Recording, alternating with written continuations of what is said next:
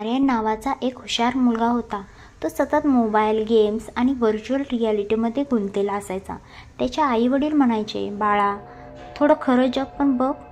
पण तो त्यांना म्हणायचा, खरं जग बोर आहे, गेमचं जग खूप छान आहे. एक दिवस तो हेडसेट घालतो आणि अंधाऱ्या खोलीत बसतो. अचानक प्रकाश चमकतो. तो एका दुसऱ्या जगात पोचतो, जिथं आकाश गुलाबी, झाडं बोलणारी आणि रोबोट मित्र असतात. सुरुवातीला सगळं जादुई वाटतं, पण काही दिवसांनी त्याला जाणवतं की इथं भावना नाही आहे, प्रेम नाही आहे, माणसं नाही आहेत. तो परत जाण्याचा प्रयत्न करतो, पण एक्झिट बटनच गायब झालेलं असतं.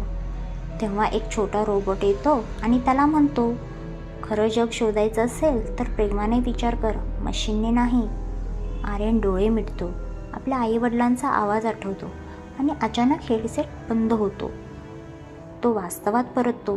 त्या दिवसानंतर त्याने ठरवलं, गेम्स खेळायचे पण खरं जीवन विसरून नाही.